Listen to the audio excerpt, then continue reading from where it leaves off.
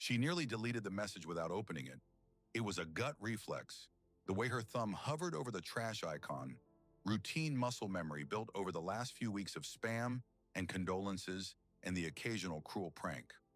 Her contacts list still had Elias bookmarked, but she hadn't dared look at it since the funeral.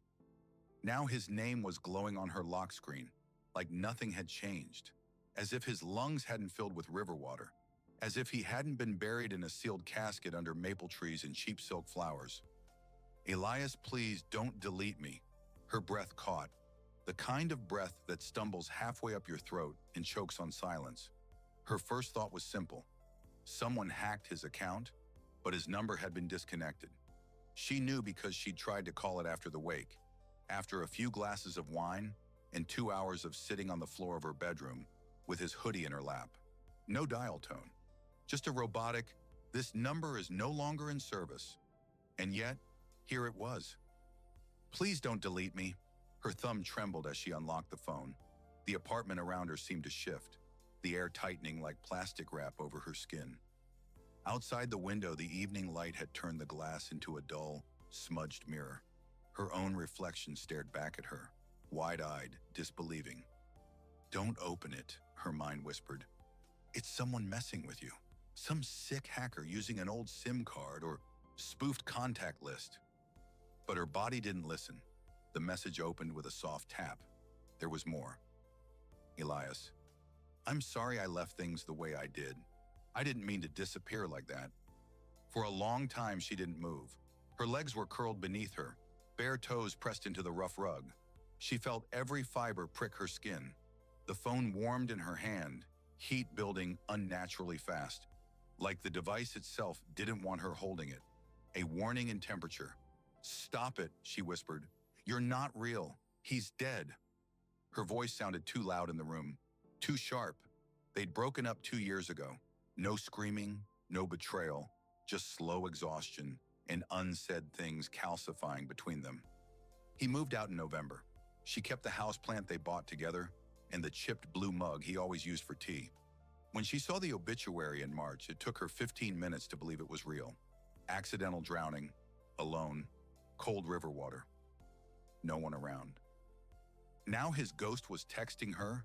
She typed slowly, fingers stiff. "Who is this?" There was no reply, not for hours. She left the phone on the counter and paced the kitchen, opening drawers without reason, standing in the hallway just to feel the stillness press against her skin. When the buzz came, it made her jump so hard she nearly knocked over the vase by the sink. "Elias, it's really me, May. I don't know where I am. Everything feels wrong, but I found this. Found you. Please don't stop talking to me." Her knees buckled. She slid down the wall until her hip met the tile, the chill anchoring her against the rising swirl of disbelief. "He always called me May. Not Maya, not M. No one else used that name. Not even her parents." Her hand reached up, brushing hair from her cheek. Her skin was clammy. The silence was so total that even her heartbeat sounded like a drum. If this is real, she thought, what do I even say to him? What do you say to someone who died with your name in his mouth? When she replied, her fingers shook so badly she kept deleting and rewriting. "I don't understand. Are you Elias? Really? How are you doing this?" This time the answer came quickly. "Elias, I don't know. It's like I'm stuck in a dream, but I can see pieces of the real world. Your apartment, the cactus by your window, the shirt you're wearing. I remember that one. I bought it for you." May looked down. She was wearing the slate gray long-sleeve shirt with the thumb holes in the cuffs. He had bought it 3 birthdays ago from that little shop downtown with the incense that made her sneeze. The message continued. "I don't want to fade.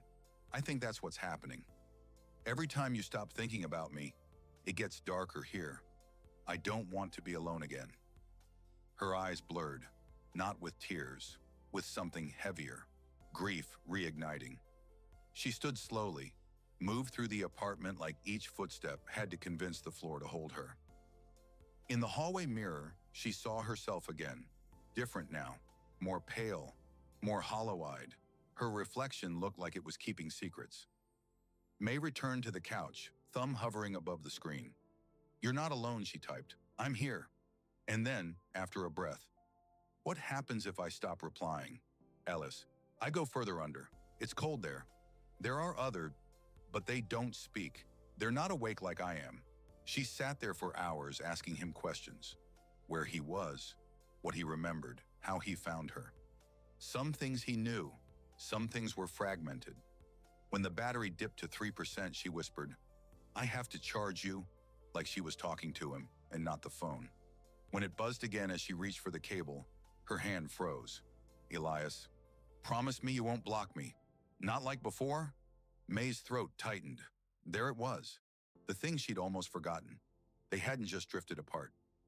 The last time he'd tried to call her, she blocked him. She was overwhelmed.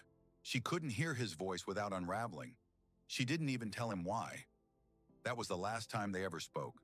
She typed slowly, "I'm sorry, I shouldn't have cut you off." The reply came as 3 words, "Elias." "Thank you, May." She never told anyone. Weeks passed. The text slowed. He said he was getting tired, that the cold was spreading faster, that her words were the only warmth he had. She kept him alive, one sentence at a time. And then, one morning, the messages stopped. She waited, hours, days. Eventually, she deleted the contact. But before she did, she sent one last message. "Goodbye, Elias." The text thread ended there. For 3 days, May kept checking the phone like a compulsive tick, thumbing it awake in the middle of the night just to stare at the blank message bar under Elias's name. No new responses, no bubbles of movement, just silence. The kind of silence that wasn't absence, but waiting. She told herself this was good, that it was over, that whatever boundary had been breached between her world and wherever Elias's consciousness had been floating had finally closed. Sealed, that her final words, "Goodbye, Elias," had meant something. But grief has a strange way of warping time. It loops, bends, folds in on itself. And late at night, when the heater clicked off and the refrigerator's hum deepened into a bass note, she could still feel it, the presence of him, not loud, just there, like warm air just barely pressing against her arms. A week later, she heard the voicemail. It was buried in her archive. She'd never noticed it before. No caller ID, just a timestamp from the day after his funeral, 6 seconds long. She played it with trembling fingers. "May?" A pause. "I'm sorry I didn't fight harder." Static. Then the beep. She sank onto the edge of the bed, heart pounding like a memory she'd forgotten to lock away. Her fingers curled tight around the phone until the edges bit into her skin. That voice, it wasn't distorted, it was his. Calm, sad, real. Her lungs burned. He left that, after. But that wasn't the last thing he left. That night the dream came. She stood in her apartment, but the light was all wrong. Amber and green, like deep water lit by candlelight. Outside, rain tapped gently on the windows, but the sound was muffled, as if heard through glass, an inch thick. She turned slowly, knowing before she saw him that he would be there. Elias stood by the cactus in the window. He looked tired, but peaceful, his hair damp, his favorite hoodie loose around his frame. Jeans she remembered from that weekend at the cabin, the one where they argued about how to split firewood and ended up laughing so hard they cried. His eyes met hers, sea glass green, the way they always were when he hadn't slept. He didn't speak, just watched her, but she understood, the way people do in dreams, the words behind the silence. "I found my way. You don't need to hold on anymore. Thank you for remembering me." Her throat clenched. She took a step toward him, then another, reached out. Their hands met, not warm, not cold, just present. She woke up crying, not from sadness, from release. The phone, still on the nightstand, buzzed once. Her heart leapt, but it wasn't him, a system update. When she unlocked the screen, her messaging app had cleared all saved threads. Nothing under Elias's name, no record of the text, no saved voicemail, no call log, as if the phone had never known him, but she had. 2 months later, May walked through a narrow antique bookstore in Vermont while on a solo trip she never would have taken before. Her fingers traced the spines of leather-bound journals and yellowing poetry books. She wore the same slate gray shirt, thumb holes and all. As she reached for a book on grief rituals, something caught her eye in the corner of the shop. A photo pinned to a corkboard, half tucked under a business card. A photo of a river. Wide, quiet, lined with maple trees. She smiled, soft and aching. "Hey," she whispered aloud. "I didn't delete you." Then she picked up a pen from the checkout counter, turned to the blank first page of the journal she chose, and wrote, "For Elias.